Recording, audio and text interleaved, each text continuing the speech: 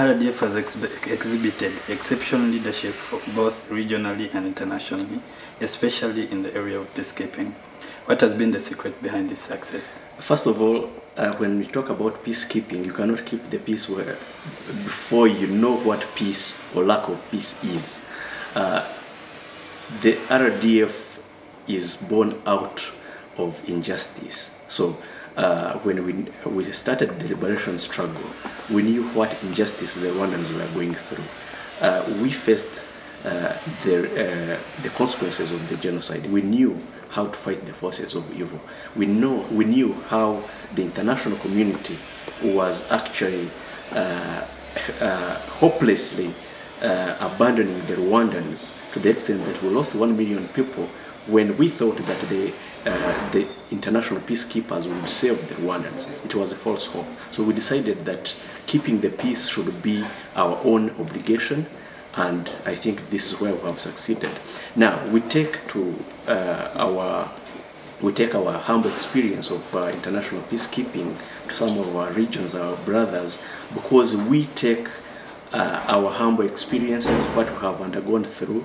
We know the failures of the international community, we know the failures of international peacekeeping, and we take our experiences, humble experiences, but most important, we take our homegrown solutions, whereby we empathetically identify with the oppressed. We try to ensure security for them without taking more importance about the security of our people, because lives are very important, and when you want to go and protect the society, then go wholeheartedly knowing that you are saving lives. So we take into peacekeeping our own homegrown solutions. If you talk about, for instance,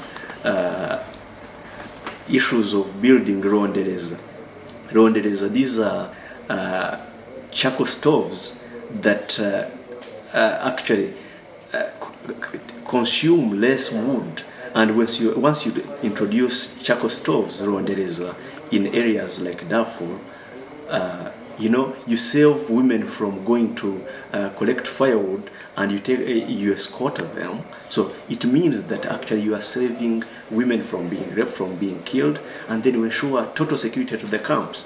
We work hand in hand with all the parties to ensure that problems are not sorted out by use of armed force, but rather by engaging into constructive dialogue to get solutions to the problem other than resorting to armed force. The Rwanda Defense Forces is well known for its discipline. Right from the liberation struggle, it was one of the most disciplined liberation struggles in the world today. That is why we were able to confront the well-armed, well-trained FAR by superpowers and regional forces. So we were able to defeat them because of the discipline. Number two, we were able to win a conventional war against these regular forces and at the same time stop the genocide. We confronted these forces where they went in the Democratic Republic of Congo, supported, and were at any one time supported by more than 6 regional armies. We were able to fight them simply because of one single trick, and that is discipline.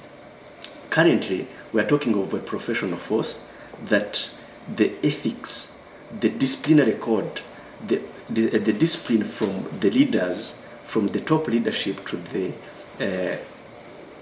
soldiers in the battalion are characterized by discipline. That's number one. They are characterized by ethics that constitute the whole body politic of the Rwanda Defense Forces.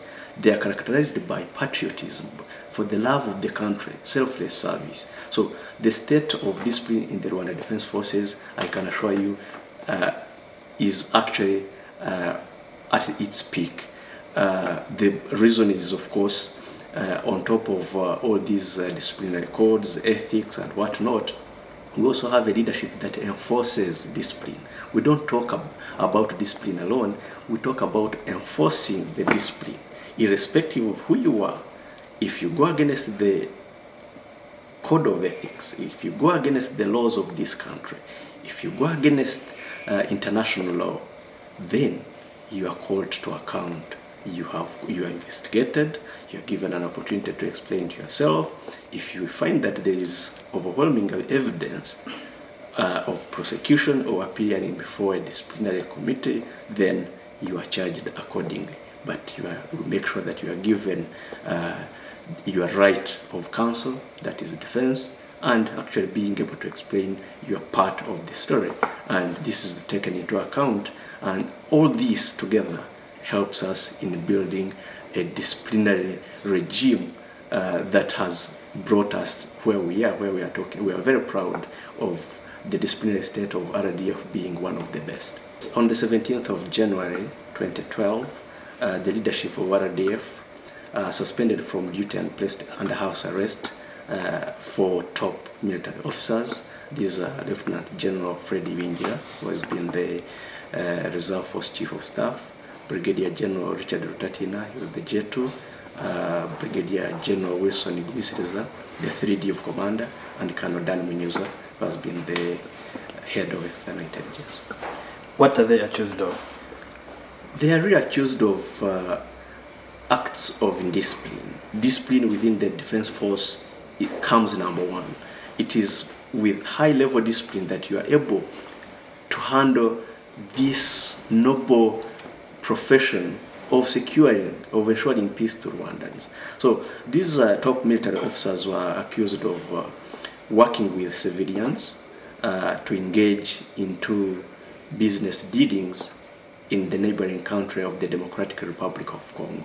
And as you know, there has been lots of rumors, lots of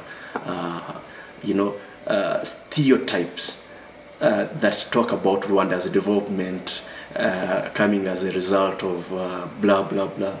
So if you are a top military officer and you can't actually realize that defense of the country involves selfless service, it involves being actually above minor issues, and you just engage into either acts of omission or commission that would lead to disrepute of the force, then for us we regard this as high level indiscipline, and that's why they are placed under investigations so that we are able to ascertain the real extent of their dealings and how and what next for the leadership to take on their cases. Yeah. Now that they are being investigated, as indicated in the statement, what will follow? Yes, the investigations will produce factual findings, and these facts will enable the RDF leadership in taking further action. And these actions may be those ones that are found innocent, definitely, which we think some may be innocent because we are investigating with an open mind. Those ones that are innocent will be set free and go back to their portfolios. Those ones that are guilty will determine the extent of guilt. Are they indiscipline? What kind of indiscipline this is, and what sanctions or administrative or punishment do they deserve, depending on what administrative or rather disciplinary offense they have committed. So I think that with prompt investigations that are being carried out, we should be able to advise the leadership on what course of action to take. But it should be very, very soon, and there is always two sides of the coin. There is innocence, there is an establishment of guilt. If it is guilt, what kind of punishment should be given, and that should also correspond to what kind of disciplinary offense someone is being accused of.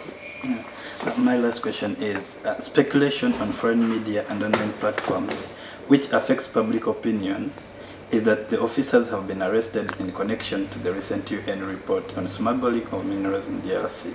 What would you say about that? That is baseless. Number one, RDF leadership takes stern measures on discipline or indiscipline by any member of the force. irrespective of whatever is mentioned by whoever. Number two, that report about the resources in the DRC is very wrong. If you remember correctly, last year, Minister Stanislas Kamanzi handed over 80 tons of minerals to the leadership of the Democratic Republic of Congo.